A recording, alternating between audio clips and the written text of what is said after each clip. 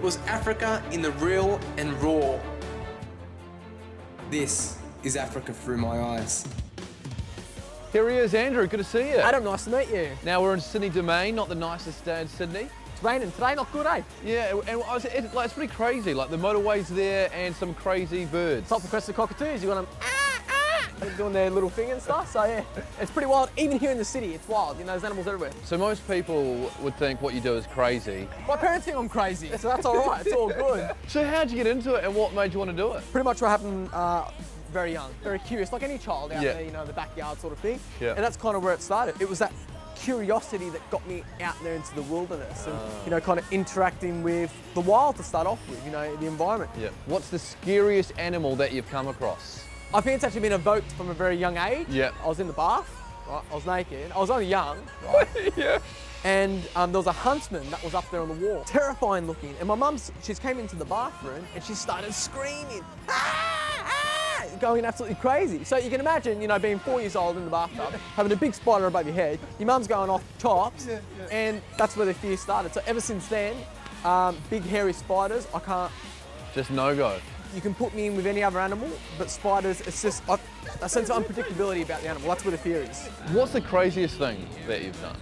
I remember when I was in Africa, right, on the coast of Mombasa. We're walking through some dense jungle and I came across a spitting cobra. Its main defensive measure that it uses is it spits its venom, and it's very accurate at doing so. I'm freaking out, you're just telling me the story. I'm reliving it. It's scary. So what happened was this spitting cobra sprayed. It got me in the face, but I had my glasses on, which was lucky. Because I had had a shave that morning and my capillaries were still open, I'd actually managed to absorb maybe a very small proportion of venom into my skin. And the reaction that followed was pretty intense. Yeah, so what side effect? My heart was racing, sweating, very hot. The anxiety was going through the roof.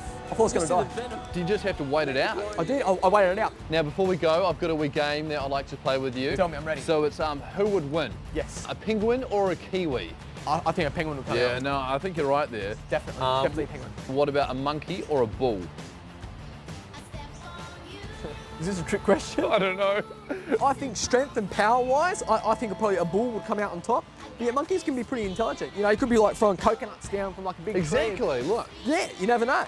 A rhino or a hippo? Are they quite similar?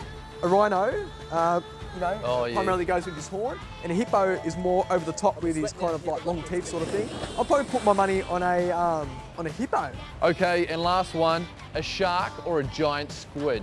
Giant squids are cryptic animals. You know, they camouflage very well. You know, if it was like a great white shark, you know, being like the biggest predator out there, I think if it was a giant squid of similar size, I think a squid would probably come out on top. Yeah, I reckon. Look at that, you heard it here first. The squid for the win.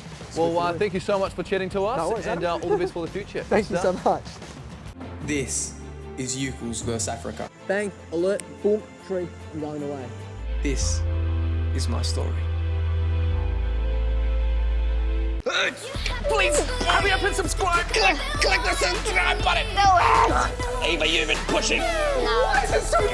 Oh, keep pushing. Just click subscribe. Otherwise, we're gonna be here the whole time.